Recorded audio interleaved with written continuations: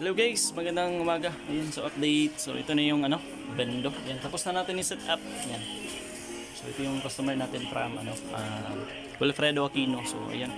So ito yung Vendo niya. Ayan. So napakaganda ng pagka-set up. Ayan. So makikita nyo, ay ko lang. Ayan. So yan yung Vendo ni sir. Ayan, so yan merong yang maganda yung pagka-set up niya. Okay? So yung kasi niya, meron kasi siyang boarding house. Ayan. So makikita nyo, third floor yan. Ayan, so nandun sa taas. Okay, yung isa bali dalawa yung up, sinat up natin. Ayan. So yung isa, yung EW71 nandun sa taas. Okay? Ayan, so punta tayo sa taas.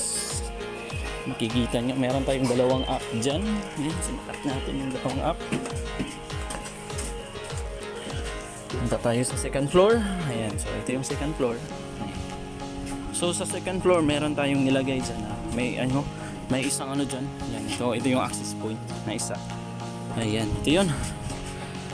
Ayan, yung TP-Link X15000 Next Gen Wi-Fi 6. Ayan.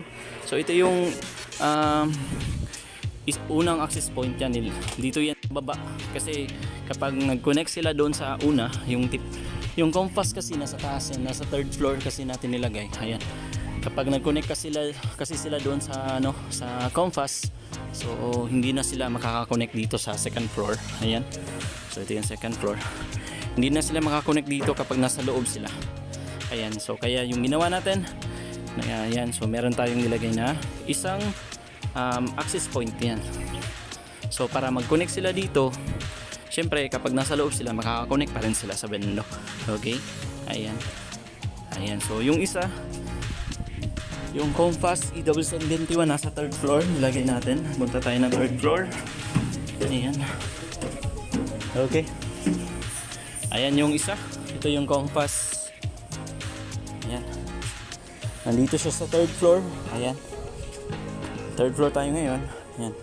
Nandun yung Vendo sa first floor, pinakababa. Sa ground floor pala.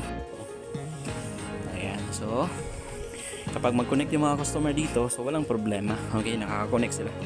Okay? Nakaka-connect sila dito. Ang problema lang, kapag nandito kasi nilagay yung app sa third floor, syempre yung nasa second floor, hindi na yan makaka-connect. Mostly, mahina na yan. Kasi kapag nasa loob sila ng room nila, ayan. Again, kapag nag-connect sila doon sa compass, yan, kapag ang second floor pa nakakonect sa compass, kapag nasa loob sila ng room nila, nawawala na yung connection. So kaya yung ginawa, ayan, so naglagay tayo ng isang app sa second floor. Ayan, para at least okay yung connection nila. Ayan. So again po, yung order po ng customer natin ay yung 8,500 na package. Ayan. So baba na tayo. Okay. Ayan.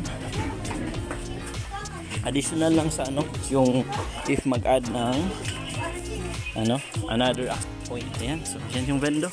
Ayan.